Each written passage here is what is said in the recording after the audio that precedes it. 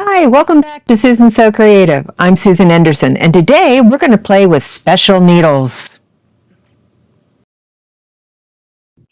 When I decided to do this video, I was trying to figure out how to explain to you tensions on your machine.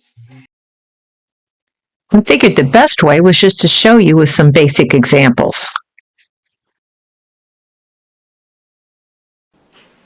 On the first sample, I've stitched out 3 different settings of a standard zigzag stitch from the machine. With the zigzag stitch, I get more of a pull on the stitches so you can see the tension a little clearer. If I'd done a straight stitch, you wouldn't have been able to see it as well. On the far right, you should be able to see some small blue or dark dots on the edge of the red stitching. My bobbin is pulling to the top of my fabric. What that is telling me is my needle is too tight or my bobbin is too loose. It could also be telling me the needle is too large. On the second row, in the center, that looks beautiful. I see no blue thread being pulled through to the surface. I also see very little on the left. Now, because of the setup of this fabric, I will see or should see some of the bobbin thread on the top, but very, very little. Let's look at the back side to be sure of my choice. I'll flip the fabric over, keeping the rows in the same place so you don't get confused, and you'll have them in the same order. Ooh, look what happened to the center row of stitching. I'm seeing a lot of red thread being pulled to this side of the fabric. This is not good. This is telling me that my needle thread is too loose or my bobbin is too tight. And the one on the far left looks pretty good. I see very little red thread being pulled through. Most machines use a range of anywhere from 3 to 5 on your tension dial on the front of your machine. This would be considered a normal setting. Check with your manual if you're unsure of the dial that would adjust your tension. Some machines will automatically set the tension for you, but you should be able to override it if necessary. I tweak my tensions on a regular basis just to get the results that I like. Here, I've used a size 120 needle with the same 50 weight thread, and you can see it creates some very large holes, too large for the thread. I'm getting bobbin thread pulled to the surface on all 3 of my passes when adjusting my tension attempting to balance the seams. And on the wrong side, I have the red or needle thread showing in all 3 rows of stitching. If I need a 120 needle, then the one on the left would be my best choice. But my option would be, first off, to change the needle size. It looks like it's too large. Before changing your settings on your tension, rethread your machine. You may have missed a guide. Now, things change when you switch to embroidery thread. You don't want balanced tension. When stitching with embroidery thread, you want to say beautiful stitching with no bobbin showing at all. Then when you flip the fabric over, I want to see very little of the bobbin thread. This is correct. The bobbin should be tighter than the needle to pull the thread to the back side. For embroidery, we want unbalanced tension. Your electronic or computerized machines may automatically do this for you. If not, you will want to lower your needle tension.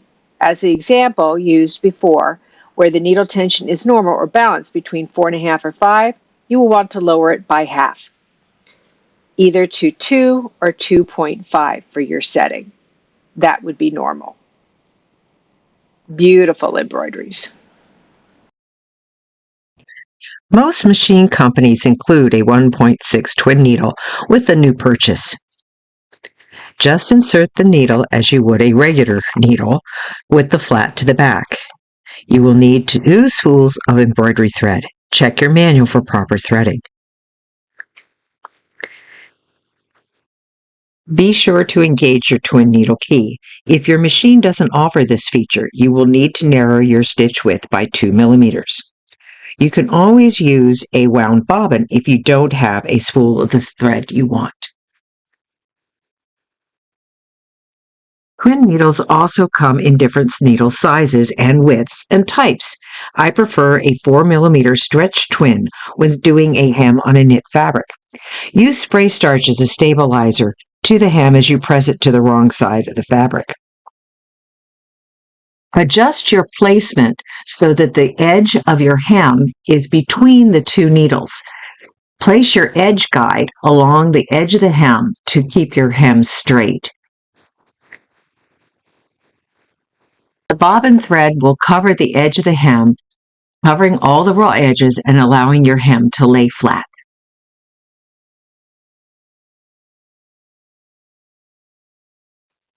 Yes, they do make a triple needle, and it works pretty much the same way your twin needle works. You will need an extra spool of thread. And just as you did with your twin needle, you will need to use the twin needle key or narrow your stitch width by the width of the needle. Now, the needle size or width is on the red or blue plastic bar that holds the two needles to the post. There's some really wonderful variations you can do with this. Great way to add a little bit of decorative detailing to any project or garment. Just changing the color of the needle threads, either individually to separate colors or shaded colors, will give you a completely different effect.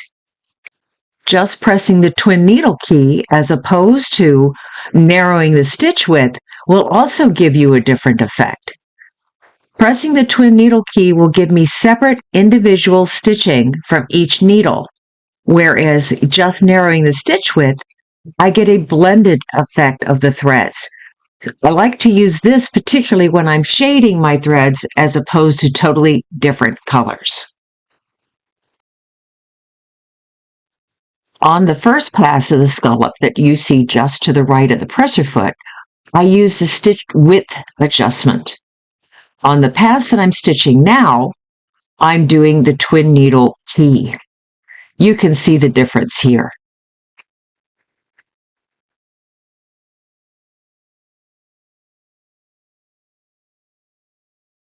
Another fun needle to play with is a wing needle. This one actually looks like somebody took a hammer to it. It's got flattened sides.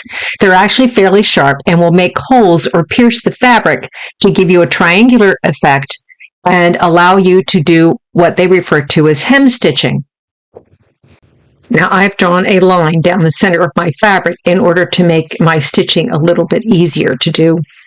Here I've shown you a basic 100 needle plus two different wing needles, a 100 and a 120. Wing needle also comes in a 110. A double wing needle is a single needle plus a wing needle.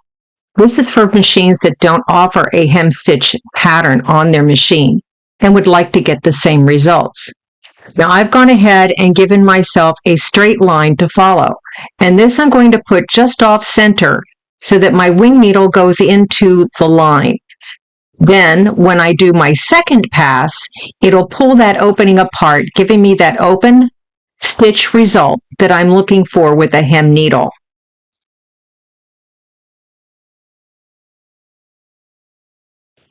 You will most likely want to take it slower doing the second pass because you want to let that hem stitch needle go into the same hole that it went into on the previous line of stitching.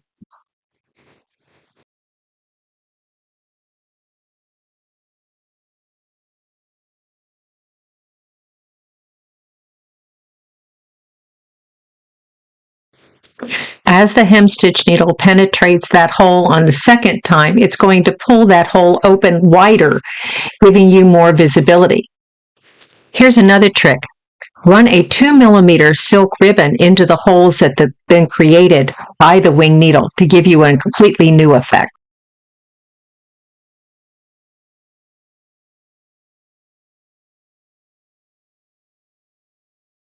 Other than the t-shirt hem that you saw earlier in the video, I am using pre-treated or stabilized woven fabric to do all my testing before I ever take it to my project.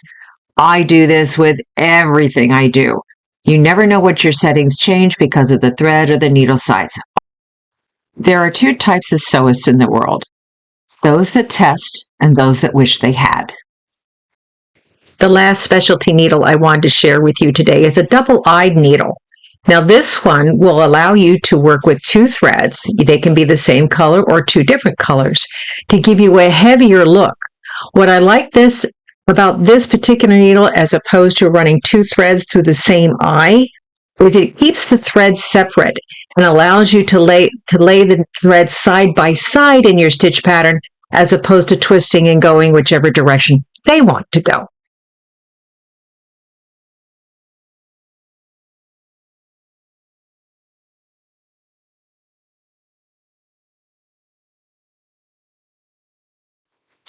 Check with your manual or ask your dealer as to which needle type and size is recommended for your machine.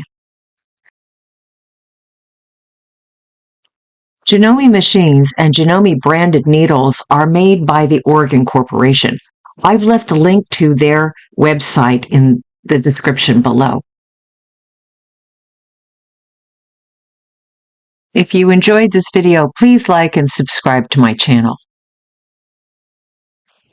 Some really interesting effects that you can get simply by changing the type of needle that you're working with because of what it will do for you in your project.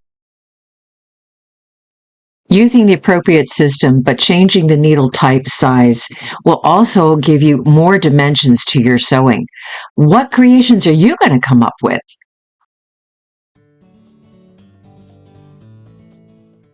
Thanks for joining me today. Don't forget to stop by your local dealer and pick up any of the specialty needles that you saw in my video today. I'm Susan Anderson, and this is Susan Sew Creative, where it's only wrong when it doesn't work.